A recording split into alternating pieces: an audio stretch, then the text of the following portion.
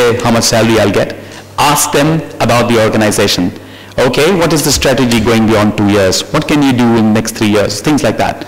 That will impress the interviewer. So you're trying to sell again yourself. Understand the marketplace. What are the dynamics today? Which companies are looking for chartered accountants? So don't go with a mindset into an organization, okay? Gather specific information about each of your top choices. I want to work for a banking industry. In the banks, which banks? Is it Standard Chartered? Is it Citi? Is it American Express? These 3 banks are the top? Or do I want to go for a local bank? Or do I want to go to a bank which offers me growth, faster growth because the bank is growing? You take the decision to study the market. Find out the industry you're interested in, like we were discussing. Banking, pharma, telecom, FMCG, government, teaching, consultancy, self-employment, local or multinationals. You might like to settle down in a schooling industries, universities, colleges. It's up to you because you feel that it's good. Or you might like to take teaching as one of your professions and do your own business. Research the organization, job, environment, prospects. Get closer to the job. Don't just jump into the vacancy. You should have at least tentatively one career that stands out above the rest. What is the organ? And I say career, you're chartered accountants, but it means here which organization, which industry, which path do I take in? Or you're open to anyone. Each workday, remember, is 24 hours of your life. Choose the right organization and spend them wisely. Because that's how you will build in efficiency, satisfaction to yourself, engagement to your family, and you will provide that strong support to the company that you work for. So you're not just working there because you just had big money in your mind and you came in there, and then you're still looking for another job because you had this first job. Never have the feeling. Never try to go to an organization where you find you're not interested to work anymore. Then leave the organization and go to the next one. You're actually harming yourself and you're harming the organization. Talk to people already employed where you're seeking a position. This is the best method to get information, first-hand information. Contact companies directly to find people who have attained a position that interests you. Could you tell me, you can ask this question, could you tell me candidly what you think are the best and worst aspects of your job? Well, can you describe your typical day at work? Where did you start and how did you attain this position? It's interesting to hear experienced people. They will tell you this organization is wonderful. If you ask me, I'll say this organization is wonderful because the people are wonderful. The building is wonderful. But the most important is the people, the environment. There is friendship. The leadership in Sanofi Aventis is fantastic. And I've stayed and I've adjusted from the banking industry into pharmaceutical faster because of the environment over there, because of the people over there. Again, get closer to the job. Get your foot in the door. Don't just rely on sending the resumes. And by the way, because the only people who are taught how to make good resumes are the MBAs. Chartered accountants, engineers, pharmacists, unfortunately land up with not very good quality of resumes. Either I've seen not chartered accountants, but when we receive applications, they're just pages torn out of the register and sent to us. Now that is not a good approach. Even when you approach, don't put 20 pages of your resume. It should be maximum 2 pages. Neat, clean, crisp, precise information. You do not have to, you just have to mention the companies that you've, audited, the firm that you've audited for. If you've got any specific medals, special awards, you mention that. But 1 page is ideal for a fresh person. If 2 pages, if you cannot still fit in, that's fine. But don't go for 4, 5, 6 pages. So get a foot in the door, which means find contact.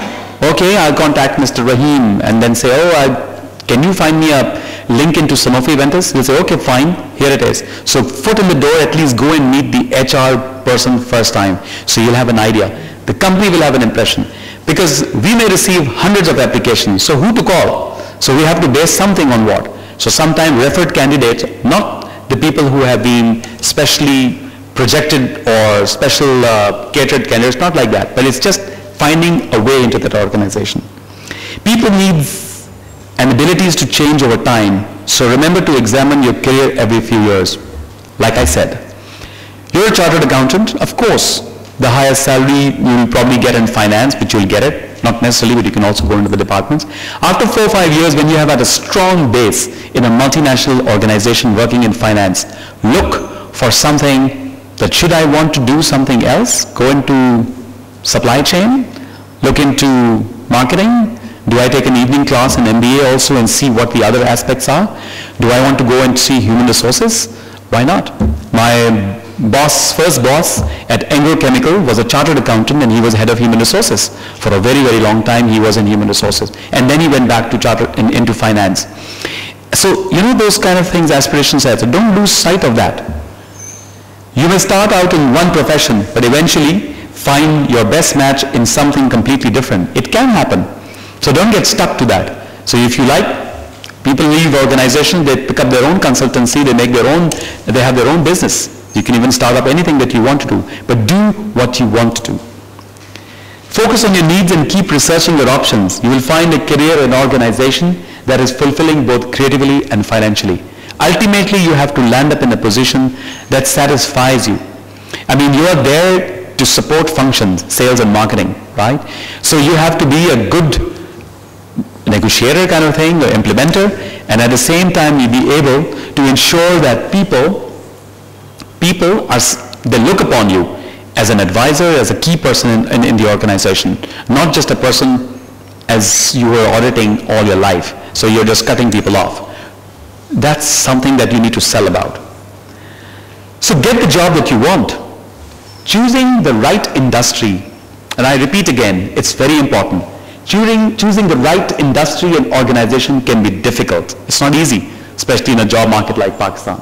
But having a defined career direction will help you accomplish your goal of getting a job. So is it banking, pharma, etc.? Look in yourself, find yourself, get prepared for it. So, be sure that the career that you want, everybody is good at something. Ask others, what is my specific skills?